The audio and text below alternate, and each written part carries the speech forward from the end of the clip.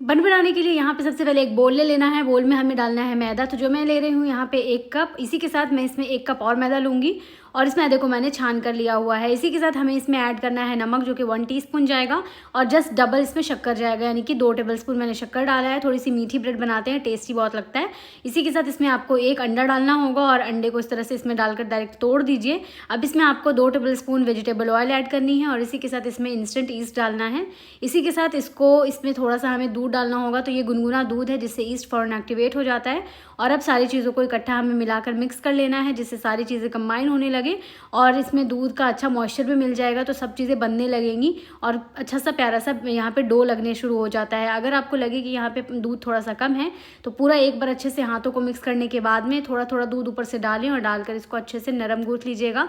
Basically proper बन या फिर नान बनाने हैं तो आपको बहुत अच्छे से इसमें दूध डालकर बिल्कुल लचीला मुलायम सा डो तैयार करना होता है, जिससे जो है ना बिल्कुल फूले फूले स्पॉन्जी सॉफ्ट से आपके नान बनकर तैयार होते हैं। तो यहाँ पे मैंने इस तरह से दूध ज़रूरत के मुताबिक डाल लिया है और तकरीबन 1 कप से 1.5 कप दूध यहाँ पे गया है इसमें।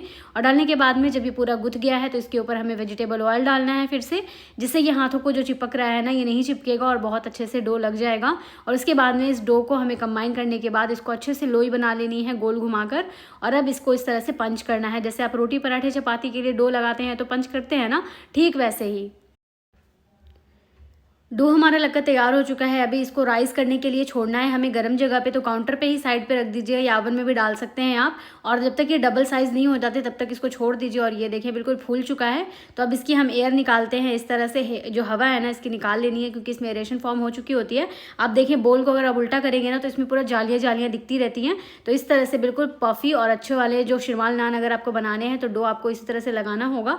इस तरह से डो बहुत ही आसानी से लग जाता है और उसके बाद में इसको फिर बोर्ड पे ले आना है और इस बार इसको शेप देना है। तो दोस्तों इस तरह से बोर्ड पे ले आने के बाद में आपको इसके पीसेस कट कर लेने हैं। आप चाहे तो बस इसकी छोटी छोटी मीडियम साइज़ की लोइयाँ बनाकर बेल कर बस इसको अच्छे से सेक सकते हैं। नहीं तो मैं यहाँ पे थोड़ा डिज़ाइन वाला अलग सा बना रही हूँ, स्पाइरल शेप का रहेगा, इसीलिए मैंने इसके पतले पतले स्ट्रिप्स काट लेने हैं। और इस तरह से बहुत ही अच्छा सा आपका ये शिरमाल नान बनकर तैयार होता है।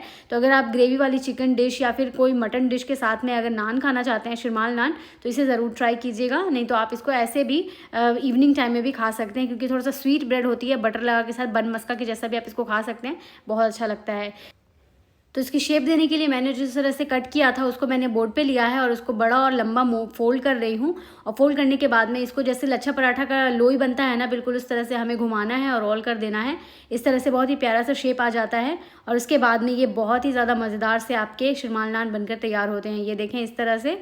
और इसको थोड़ा सा आप चाहे तो फ्लैट कर लें, हाथों से दबा लें। नहीं तो दूसरा आप क्या कर सकते हैं ना कि आप बटर पेपर ले लीजिएगा और बटर पेपर के ऊपर इसकी जो इस तरह से आपने सिलिंड्रिकल पोर्शन का बनाया होगा ना, इसको इसके ऊपर रखते जाना है और फोल्ड कर लेना है। इस तरह से इसमें बहुत अच्छा शेप आ जाता है और फिर इस तरह से बहुत ही अच्छा सा ये सिक जाएगा।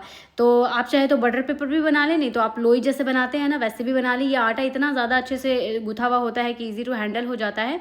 और उसके बाद उसके ऊपर आपको थोड़ा सा दूध ब्रश करना होगा, इस तरह से दूध लगा दीजिएगा और इसी के साथ दूध के ऊपर आपको थोड़ी सी इसको खूबसूरत बनाने के लिए इसके ऊपर तिल दाना छिड़क देना है। और नहीं तो फ्रेंड्स अगर आपको स्पाइरल नहीं बनाना है तो आप सिंपल प्लेन लोइयों जैसा बना लें और उसके साथ ही इसको थोड़ा सा बेल लीजिए। और इसके साथ ये वाला शेप बनाया है मैंने, इसलिए मैं इसको थोड़ा सा टूथपिक से सिक्योर कर ले रही हूँ, जिससे इसके जो स्पाइरल है ना वो ऑयल में खुलेंगे नहीं। और इस तरह से बस हमें डालना है। गर्मा गर्म ऑयल मैंने यहाँ पे किया हुआ है मीडियम हॉट और इसमें मैंने एक एक कर यहाँ पे डाल दिया है। डालते साथ ही ये बहुत अच्छे से सिकने लगा है, तो इसके ऊपर हल्का हल्का ऑयल हमें डालना है और ये फ़ौरन अच्छे से सिकता जाएगा और बहुत ही अच्छा सा कलर आ जाएगा। और इस थोड़े थोड़े टाइम में ना इसका जो ये बटर पेपर है वो निकल जाएगा। ये देखिए कितनी आसानी से ये छोड़ चुका है और इस तरह से अब ये अच्छा फ्राई हो जाएगा इसमें। तो अगर आपको शिरमाल नान पसंद होते हैं फ्रेंड्स तो बाज़ार के, तो आप एक बार ट्राई कीजिएगा, घर पे बहुत अच्छे से बनेंगे। और आप चाहे तो सिंपल गोल लोइयों से भी बना सकते हैं, नहीं तो आप इस तरह से ही बना लें। इस तरह से बहुत ज़्यादा अच्छा सा बन जाता है और लुक बहुत प्यारा लगता है। तो अगर आपको बाज़ार के बन नान वगैरह अच्छे लगते हैं तो घर पे आप एक बार ट्राई कीजिए, उम्मीद है बहुत अच्छे बनेंगे। और अच्छे बने तो मुझे ज़रूर बताइएगा। वीडियो अच्छी लगी तो लाइक कीजिएगा, शेयर कीजिएगा, चैनल को सब्सक्राइब कर लीजिएगा और इस तरह की नई नई रेसिपी के साथ में बने रहें। अपना प्यार सपोर्टिव ही बनाए रखें। फिर मिलूंगी मैं next time. Bye, thanks for watching.